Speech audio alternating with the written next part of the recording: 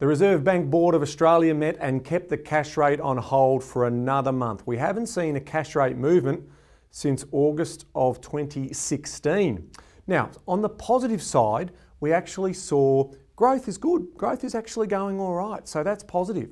Business confidence and business investments actually on the up, so that's a good news story. But to get the trifecta, we actually need consumers to be doing more spending, and that's not what's happening. So we need to make sure that we can get those consumers a bit more confident. Now, why is that?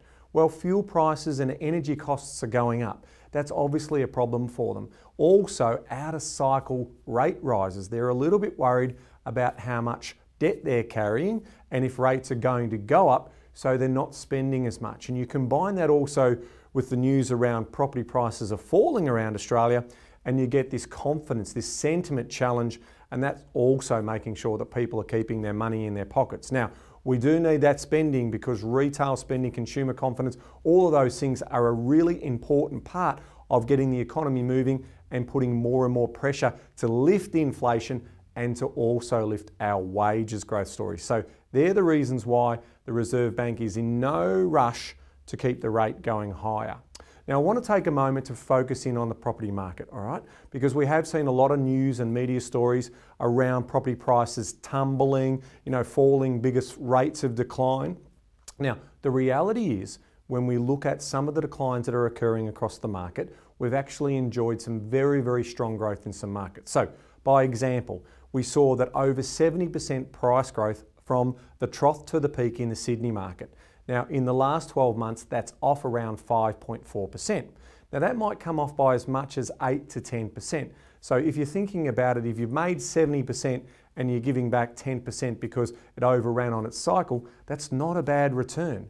In terms of the Melbourne market, we've seen property prices grow by as much as 60%, and we're seeing over the last 12 months, prices come off by around 2.9%. So again, in terms of giving back at that little bit of the top of the cycle, always tends to happen. Now, if we look at the annual growth rates of other markets, we're seeing Perth is still in decline, so that's a challenging market. Darwin's still a challenging market. But then when we circle back to markets like Brisbane, Adelaide, Hobart and Canberra, those markets are actually increasing. Now, I also want to spend a little minute in talking about the markets within those markets, right? Because there are markets that we've been buying in that we're seeing great opportunity, and Melbourne is one of those markets. So you might be saying, what are we buying in Melbourne for if property prices are declining? Well, this is a perfect case of generalised data versus going down into the subset of data. So when we look at the top quartile of the Melbourne market, which is the top 25%, that is off around 5 or 6%. But if we look at the middle range, so that affordability range, which is being led by first home buyers, lots of demand in that, that's actually up by around 6 or 7%. So in reality, that's still in a growth phase. And if we look at the actual lower end of the market, that's also, got growth areas of around sort of 7, 8, 9%. So that's the story within the story. Overall, Melbourne's median price has fallen because the very prestigious top end of the market has come off, but the actual lower end of the market is also moving closer to that median. And that's why we're seeing the drop, but in reality, there's still growth in some of those markets. So there are some buying opportunities inside the Melbourne market. But if we look at Sydney as a whole, all of those markets, the top 25% quartile, the middle range, and the lower range are declining.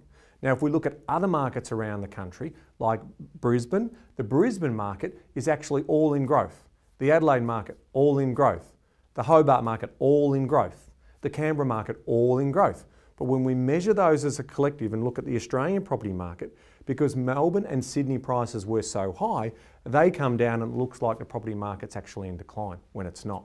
So that's an important message for you when you're thinking about the property market. And that's why just last month we bought over 30 properties for our clients, because they're seeing opportunity just like we are in the market. Thanks for watching. I look forward to catching up with you next month.